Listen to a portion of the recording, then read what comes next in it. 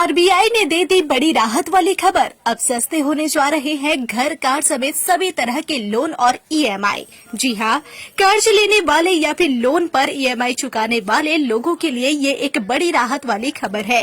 Reserve bank of India ने बाजार की उम्मीद से बढ़कर रेपो रेट में शुक्रवार को कटौती की है। आरबीआई की 4 जून से शुरू हुई मौद्रिक समिति यानी एनपीसी की 2 दिवसीय बैठक के बाद गवर्नर संजय मल्होत्रा ने 50 बेसिस प्वाइंट यानी 0.50% की बड़ी कटौती का ऐलान किया। इसके बाद अब रेपो रेट घटकर 5.5% पर आ गया है। आरबीआई की तरफ से बीते 6 महीने में ये लगातार रेपो रेट में तीसरी कटौती है। इससे पहले इस साल फरवरी में 25 बेसिस प्वाइंट और उसके बाद फिर अप्रैल में 25 बेसिस प्वाइंट की कटौती की गई थी, जिसके बाद रेपो रेट 6% पर आ गया था। केंद्रीय बैंक के इस फैसले के बाद कार, होम समेत सभी तरह के लोन सस्ते हो जाएंगे। आरबीआई गवर्नर संजय मल्होत्रा ने रेपो रेट में कटौती करते हुए उनके इस कदम से देश के अंदर निवेशकों को भरपूर मौका मिलेगा। वैश्विक ग्रोथ की सुस्त रफ्तार के बीच भारतीय अर्थव्यवस्था को मजबूती मिलेगी, साथ ही घरेलू मांग को और मजबूत किया जाएगा। उन्होंने कहा कि मौद्रिक नीति बैठक के दौरान एसडीएफ रेट को 5.75% से घटाकर 5.25% कर दिया गया है। वहीं एमएसएफ रेट भी 6.25% से कम कर दिया गया है और 5.75% किया गया है। इसके साथ ही आरबीआई गवर्नर ने कैश रिजर्व रेशियो यानी सीआरआर को भी 4% से 100 बेसिस प्वाइंट कम करते हुए 3% रखा है।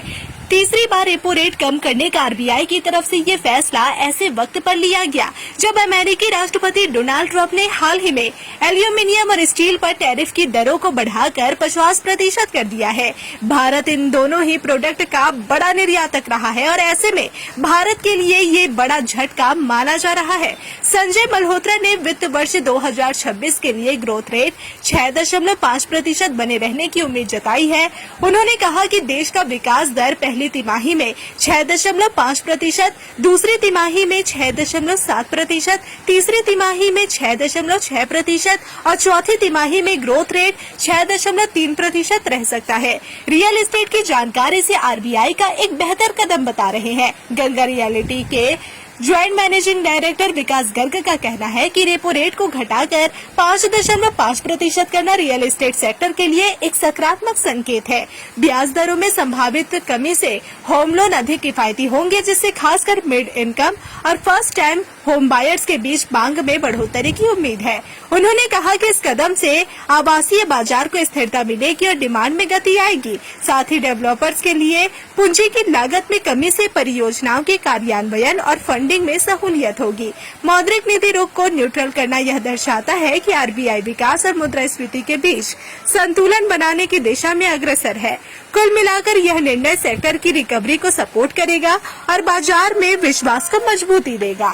आपके होंगे हर सपने साकार, चालू करो अपने कपड़ों का व्यापार। मैन्युफैक्चर प्राइस में माल देंगे भैया। कुर्ती 55 से चालू हो जाता है, साड़ी 115 से चालू होता है। 15,000 प्रोडक्ट आपके लिए इंतजार कर रहा है। कब तक न्यूज देखोगे?